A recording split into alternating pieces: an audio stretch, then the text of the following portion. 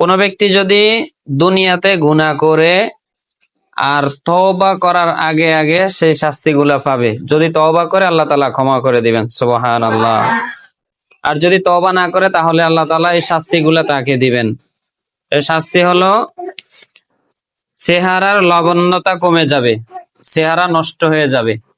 1 নম্বর শাস্তি, চেহারা কি হয়ে যাবে?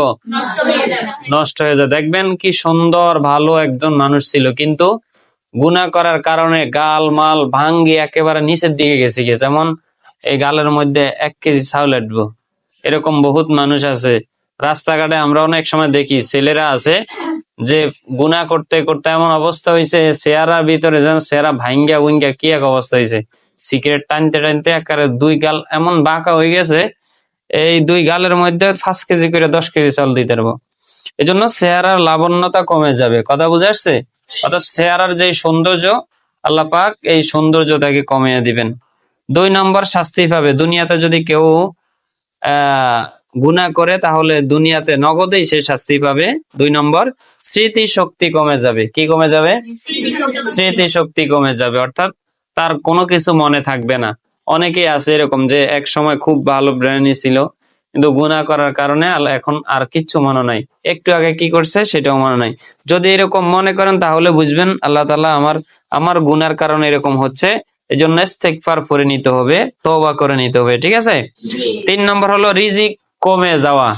দেখেন এমন এক সময় ছিল খুব রিজিক ছিল, খুব নামি দামি ছিল, কিন্তু এখন তার গুনার কারণে এমন এক পর্যায়ে আল্লাহ তাআলা নিয়ে গেছে, আল্লাহ তাআলার আযাব আর গজবের ভিতরে এমন ভাবে ফালাই দিছে যে এখন রিজিকের সংকট দেখা দিছে, মানুষের কাছে হাত পেতে পেতে খাওয়া লাগছে।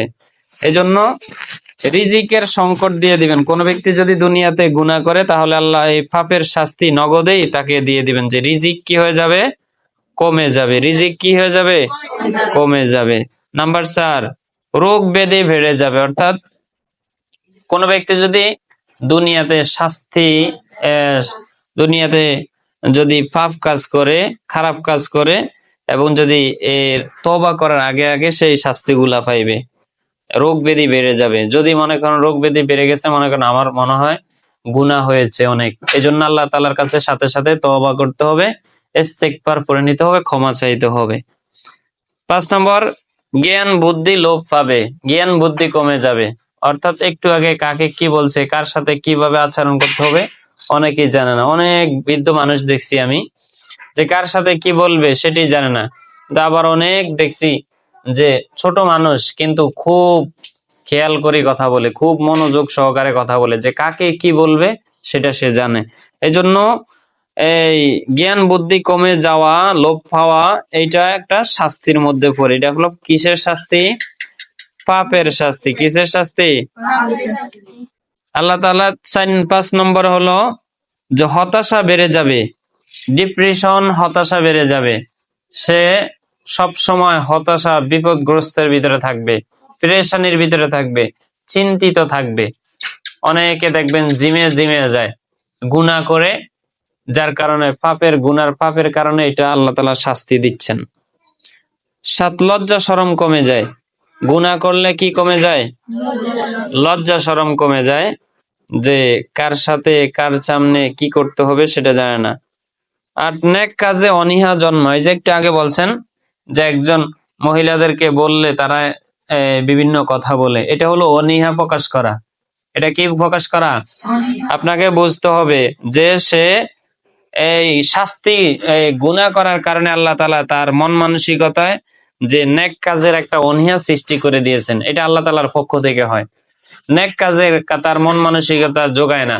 আর যদি বলেন টিভি চলবো বা সিনেমা চলবো, সিরিয়াল চলবো বা মোবাইল টিপতে ঘন্টার পর ঘন্টা পালে চলে যাবে, কোনো খবর থাকবে না, কিন্তু নেক কাজে তার অনীহা জন্মায়। অনেকে নামাজের কথা বললে যান একটু পরে আসি, এই যে অনীহা সৃষ্টি হয়। অনেকে রোজা রাখলে রোজা রাখে না, পরে যায়া ওই ঘরের ভিতরে দরজা বন্ধ করে আর কিছু খায়। এই ধরনের গ্যাস্ট্রিক বাইরে যায় বেশি, নাকি? অনীহা, রোজা রাখলে গ্যাস্ট্রিক বাড়ে না, গ্যাস্ট্রিক কমে। তারপরে হলো 9, মন মানসিক শান্তি নষ্ট হয়ে যায়। মানসিক শান্তি কি হয়ে যায়? নষ্ট হয়ে যায়। যে মানুষের একটা যে আপনার মানসিক শান্তি আছে, এই মানসিক শান্তিটা আল্লাহ তাআলা আপনার নষ্ট করে দিবে। অর্থাৎ মানসিক শান্তি আপনি পাইবেন না। আপনার পেট ভরা ঠিক আছে, আপনি ভাত খাইছেন বিরিয়ানি দিয়া, কেমন হরিণের গোস্ত দিয়া, সেটা ঠিক আছে, কিন্তু আপনার মানসিক শান্তি যেটা, এটা নষ্ট হয়ে যাবে। এটা গুনার কারণে হয়। কিসের কারণে? গুনার কারণে হয়। নাম্বার 10, শরীরের দুর্বলতা অলসতা কাজ করে।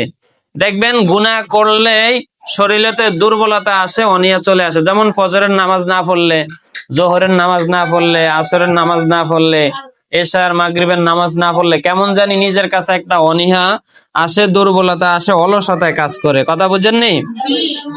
তারপরে মানুষের অন্তরে তার জন্য ঘৃণার সৃষ্টি হয়। যারা গুনাহ করে এদেরকে মানুষে ঘৃণা করে। কে করে? যারা গুনাহ করে এদেরকে মানুষে কি করে? ঘৃণা করে। এদেরকে মানুষে দেখতে পারে না, ঘৃণা করে, ঘৃণার চোখে দেখে। এই জন্য যদি আমাদের কোনো অজান্তে পাপ হয়ে যায়, তাহলে বলবো, রাসূল বলেছেন, আত-তাইবু মিন যামবিন কামান লা যামবালা। কোন ব্যক্তি যদি গুনাহ থেকে তওবা করে, আল্লাহ তাআলা তার সকল গুনাহ মাফ করে দেন। সুবহানাল্লাহ। এজন্য আমরা তওবা করব। কি করব? তওবা হলো যেই কাজটা করছি, যে গুনাহটা করছি, এই গুনাহ থেকে আল্লাহ তাআলার কাছে ওয়াদাবদ্ধ হওয়া, যে আর কখনো এই কাজ করব না। এটা হলো তওবা করা।